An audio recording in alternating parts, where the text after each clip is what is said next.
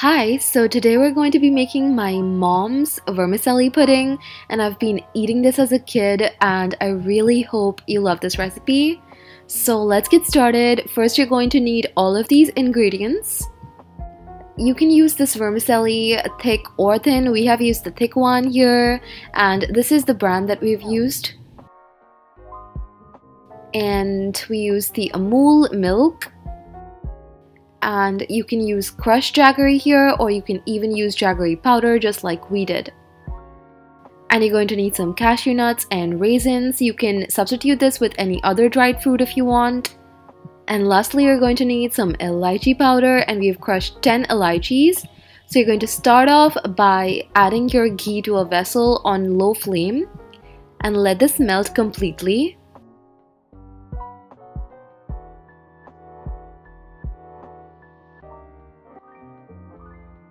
Then you're going to add in your vermicelli and let it roast on medium flame.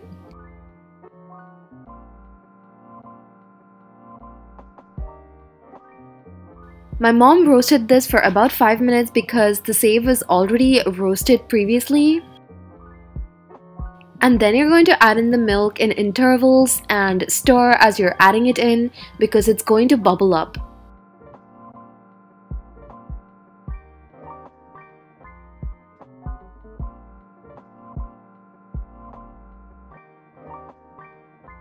Once all of your milk has been added in, stir for a bit, and then you're going to proceed and add in your jaggery as well.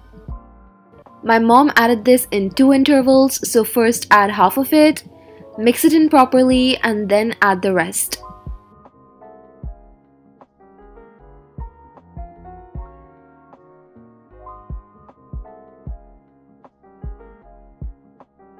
Once your jaggery has dissolved, you can add in your cashew nuts and raisins and mix those in as well.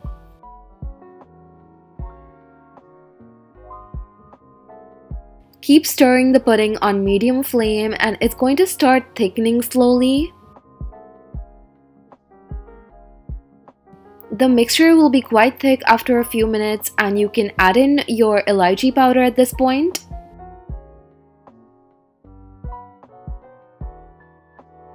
Keep stirring the pudding and let it thicken further.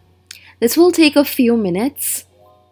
After about 5 minutes, you can stop stirring and just let the pudding set and thicken further on low flame. And once it has set completely, you can turn off the flame. Now, if you let this set overnight in the fridge, it will be set enough to cut into pieces, but I was so impatient that I had to eat some right away. So here I am scooping the pudding into a bowl to eat and devour.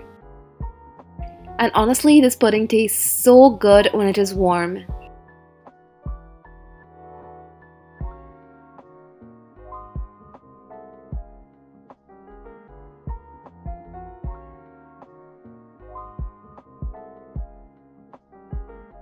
The texture of the pudding is just beautiful, it melts in your mouth, and I honestly even love this with the thin save. And the next day, I cut the remaining pudding into pieces and had it chilled, and it was just a beautiful afternoon treat.